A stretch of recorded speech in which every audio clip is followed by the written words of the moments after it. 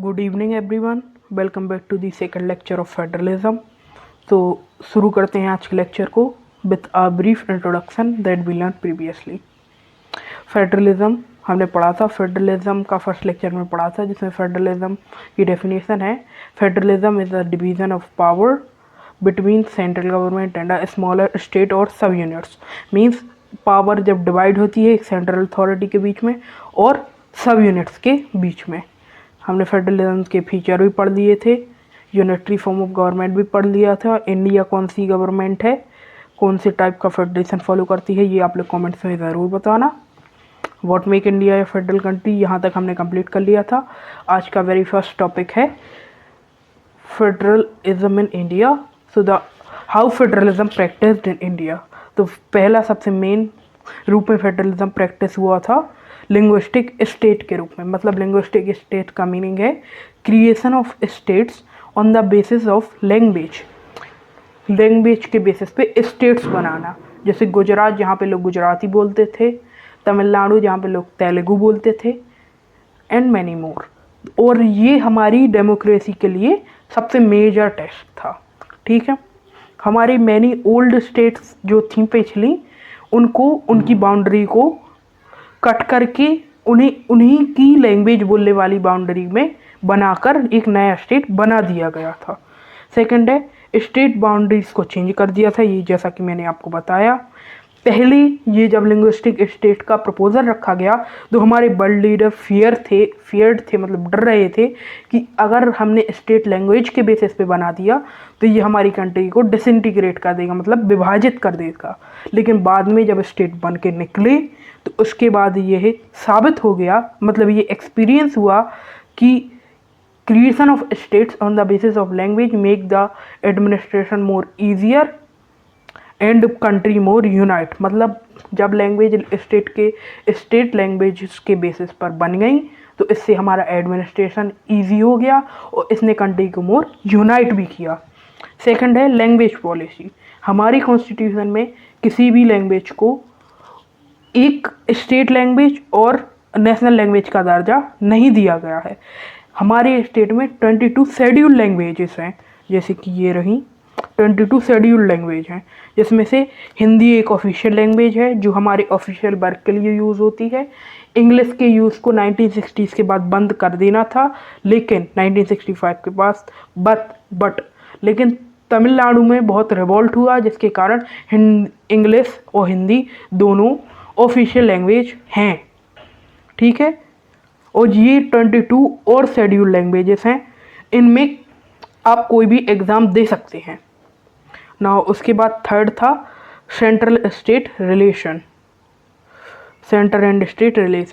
1990s के पहले central state relation उतना अच्छा नहीं था, क्योंकि स्टेट गवर्नमेंट और सेंट्रल गवर्नमेंट दोनों एक सिंगल पार्टी के रूल में थी। मैं किसी पार्टी का नाम लेना नहीं चाहूँगा, अब समझते हैं। सेम पार्टी रूल करती थी दोनों जगह, सेंट्रल और स्टेट गवर्नमेंट में। और अगर स्टेट गवर्नमेंट में कोई दूसरी पार्टी आ गई तो जो सेंट्रल गवर्नमेंट थी वो उसे हरास करती थी, मतलब तो इनके बीच में पावर अच्छे से शेयर नहीं हो पाती थी। लेकिन आफ्टर 1990s जब कोलिएशन का एरा आया, अलायंस का एरा आया, मतलब कोई भी सिंगल पार्टी मेजॉरिटी नहीं ले पाई, तो 1990s के बाद हमारे यहाँ सेंट्रल स्टेट रिलेशन बेहतर हुआ, क्योंकि कोलिएशन के एरा के बाद कोई पार्टी सिंगल पार्टी मेजॉरिटी नहीं ले पाती थी, तो अलग अलग पार्टियों ने हाथ मिलाए, पावर शेयर की, जिससे हमारे यहाँ का सेंटर एंड स्टेट रिलेशन अच्छा हुआ। क्योंकि कई पार्टी जो सेंट्रल में मेजॉरिटी नहीं ले पाई, उनकी स्टेट में मेजॉरिटी थी, सेंट्रल में उन्होंने कोलिएशन गवर्नमेंट बनाई, अलायंस फॉर्म किए, तो उसके बाद उन लोगों के सेंटर एंड स्टेट रिलेशन काफ़ी बेहतर हुए ना। इसके बाद हमारा लास्ट टॉपिक है डिसेंट्रलाइजेशन इन इंडिया।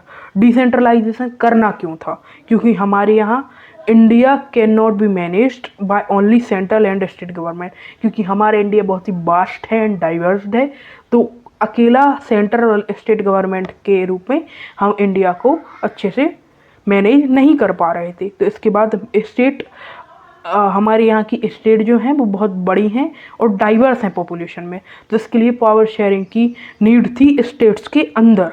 तो जिसके बाद हमारे यहाँ एक थर्ड ईयर का निर्माण हुआ, जिसे हम लोकल गवर्नमेंट कहते हैं, इसी को हम डिसेंट्रलाइजेशन कहते हैं।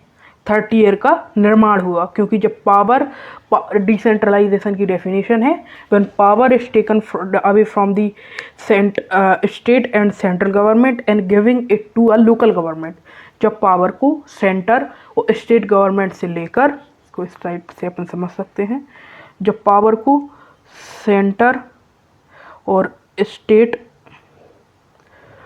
से लेकर लोकल को देते हैं तो डिसेंट्रलाइजेशन होता है। समझ में आया? हाँ, जब पावर को सेंट्रल और स्टेट गवर्नमेंट से लेकर लोकल गवर्नमेंट को देते हैं तो उसी को डिसेंट्रलाइजेशन कहते हैं। क्योंकि इसको बनाने का मेन कारण था कि एक तो अपन इसको एडमिनिस्ट्रेशन ईजियर हो जाए, क्योंकि लोकल गवर्नमेंट लोकल लेवल के लिए अच्छा बेस्ट सूटेड आउटपुट ला सकती है।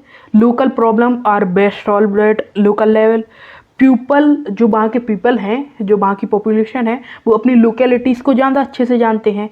तो वहीं के जो लोकल लीडर्स रहेंगे, जैसे हमारे यहाँ के सरपंच वो गांव के ही होते हैं, हमारे यहाँ के ग्राम सरपंच और बहुत सारे पार्षद वगैरह वो वहीं गांव के ही होते हैं। तो वो अपने लोकल के लिए ज़्यादा अच्छे से सूटेड लॉज बना सकते हैं। Laws, it means that they can use money wisely, अच्छे से यूज़ करेंगे। तो डिसेंट्रलाइजेशन से पीपल का पार्टिसिपेशन बढ़ेगा डेमोक्रेसी में। ठीक है, अब इसके बाद कुछ लॉस मैंडेटरी कर दिए गए, कुछ लॉस मैंडेटरी कर दिए गए, जैसे कि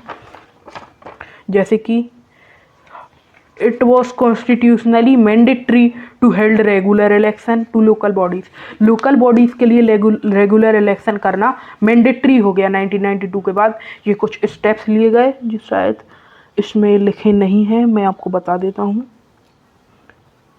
हाँ, ये लिखे हुए हैं, जैसे कि कुछ लॉज मैंडेटरी कर दिए गए, जैसे it was constitutionally mandatory to held regular election to the local bodies in every 5 years।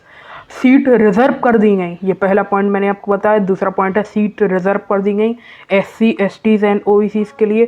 Third point है 1/3 सीट, मतलब 25% of all positions are reserve for women.